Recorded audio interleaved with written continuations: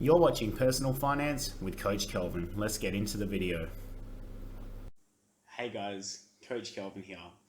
Today I'm going to talk about the best way to get a return on your first $1,000 when you're deciding to start working on your personal finances and get into investing.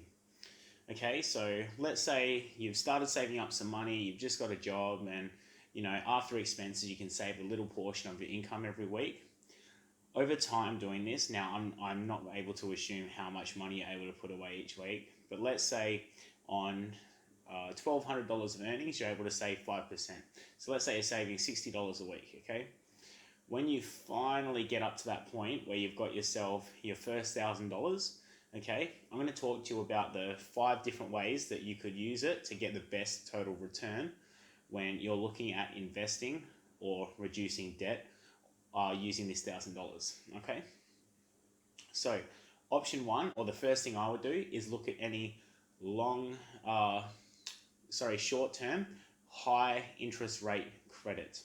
So if you had a credit card and you're paying around about 20-21% on this, we're very unlikely to be able to match that returns, investing that money elsewhere, unless you're able to pick the next Tesla or Amazon, and let's be honest, it's very unlikely we're going to be able to make that call. So I would look at paying down that interest rate on my credit card. So my first $1,000 after I've used some money to pay for my expenses would be bam, straight onto that credit card, reducing the interest I'm going to pay every single month, okay? Now, when you do this, that's going to then adjust the amount of interest you need to pay in the following months. So if you pay a lot of excess on top of what your minimum required amount is, your next amount that you need to pay is going to be even less. And as you save more money and pay down more debt, you're going to slowly get on top of that debt until it is eventually eliminated. So consider that $1,000 you're putting onto your credit card as a return of 21% you can earn on that, or whatever the interest rate of your credit card is at the time. So I'm assuming 21% for this. The second place that I would put my $1,000 to work, okay, I would look at paying down any other short-term debts. So this would be more inclusive of your personal loans, car loans, and any buy now, pay later services where you can get bills for not paying your amount on time. And this would actually be fees external to that interest rate. So I would look at putting my $1,000 into my car loan or my personal loan or into those Afterpay or ZipPay services to reduce, again, my monthly outgoings, therefore increasing my savings rate. If I have a personal loan of say 9 to 10% of interest, it's very hard to assume that I'd be able to get a better return of that while investing. And whilst I may be able to get close to that just investing into say the stock market, by actually paying down that debt first, that's going to release a lot more of my income every week, which then I can divert into investing later on. And I would feel much more comfortable having less overheads, therefore increasing my ability to invest and increasing my savings rate, therefore turbocharging my investment returns later. Okay?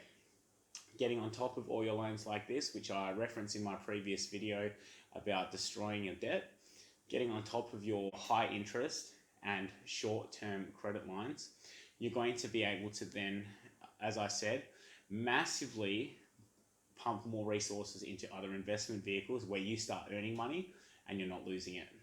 Now, the third place where I'd put that $1,000 to work is into an ETF which tracks a broad market, is diversified, and has a low management expense ratio. So when we're looking at a broadly diversified market tracking ETF, we might be choosing, say, the top 500 companies in the United States with an S&P 500 tracking ETF. Now, in Australia, we have access to that using the iShares ETF IVV. Now, this has a very low MER of just 0.04.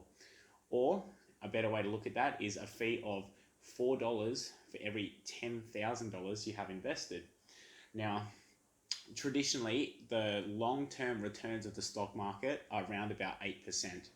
Whilst we may get a correction and then you can invest more money at a cheaper rate, the likelihood of us returning less than 8%, I think right now, is quite low. Okay, Now, if you were to invest that same $1,000 into a ETF outside of the United States market, you might look at, home country bias with Australia. I personally own VAS, which is the top 300 companies in Australia. This has a dividend yield of just shy of 4% right now, and you're looking at a fair amount of capital growth with that same ETF. So returns around about 8% per annum.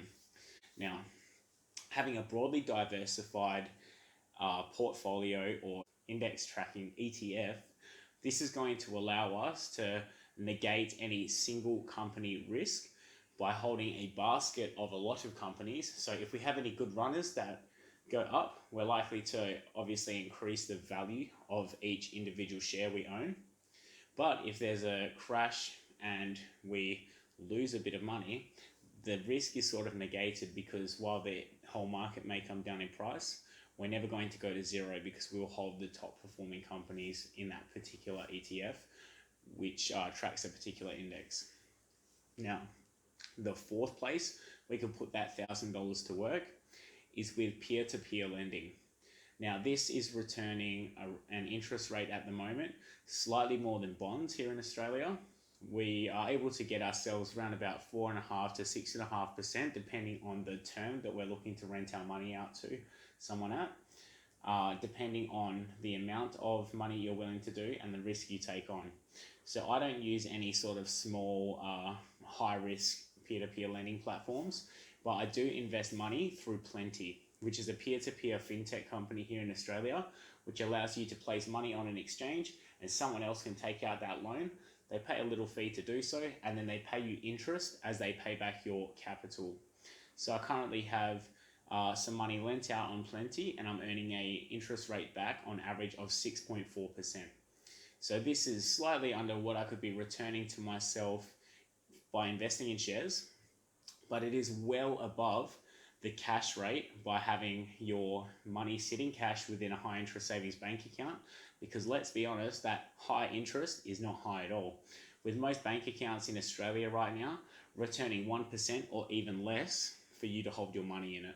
Okay, so peer-to-peer lending is a really cool system as well, because if we put our money up on this exchange and we set up auto interest reinvestment, when you receive your capital and interest repayments, you can have these funds automatically be matched to other loans.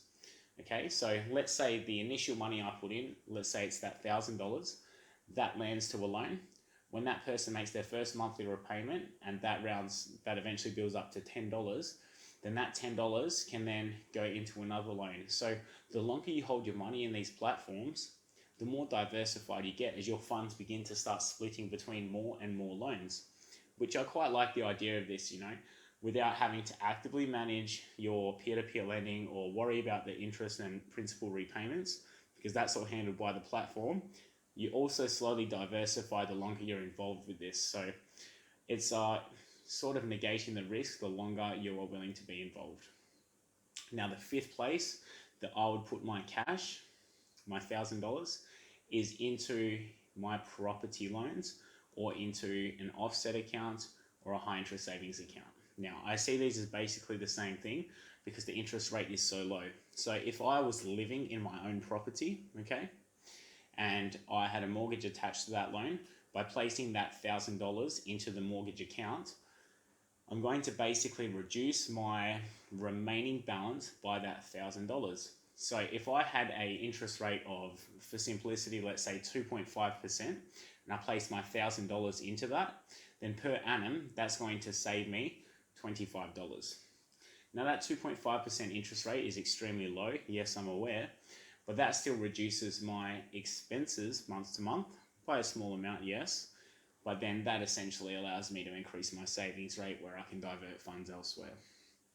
When I place my money into that mortgage, I may not be able to actually access those funds, however, because when I've done that, my account may not have a redraw facility. So if you have a mortgage package or a home loan with an attached offset account, you can place your $1,000 into that. That allows you to still have a card attached to that offset account where you can spend and do normal transactions. You can pull money in and out of that account, but while the money is sitting within your offset account, this is reducing the remaining balance you have on the loan, because it basically wipes out an equal amount to what is sitting in your mortgage, or the balance that's left on your mortgage. So for example, if I have a home loan of $300,000 and I put my $1,000 into my offset account, I'm now only required to pay interest on $299,000 while that $1,000 is sitting there. Now I can access this if I'm required to. So an offset account is a fantastic place to also park funds for, say, an emergency fund, etc. So if you've got to option 5 in my 5 ways to invest your first $1,000 and you have access to your offset account, brilliant place to put it. Now, if we're looking at someone who perhaps does not own property and they are renting, okay, and for example, if you are under the age of 30 here in Australia, you can actually open a bank account with Westpac called the Lifesaver account. Now, this particular bank account is able to return you 3%, okay? But there are a few criteria to meet, like your account balance has to grow every month.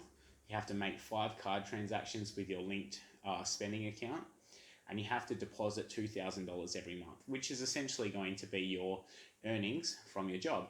Now that $2,000 doesn't have to go into your savings account, that's just what's coming into the linked spending account. Now, if you meet these 3 criteria, you will earn 3% back on the money you have. So whilst this may be slightly higher than the amount you're earning by having it in your mortgage, if you are of the right age requirement as well, when you earn interest, you also pay income tax on that interest. So after taxes, it may work out to be slightly less, but that's really more dependent on your tax rate based on the income that you are earning.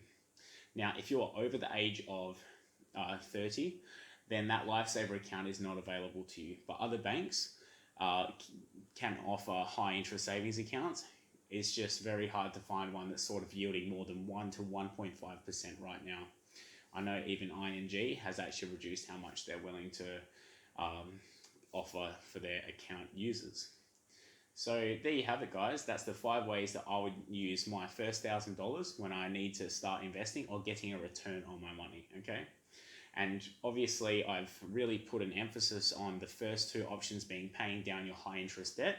And that's because when we are bleeding money every month, that's simply affecting our ability to make headway with our investment returns, because the likelihood of us outperforming the interest rate of a credit card, a car loan, a personal loan, if they are super high in interest, investment strategy outperforming those loans is very minuscule.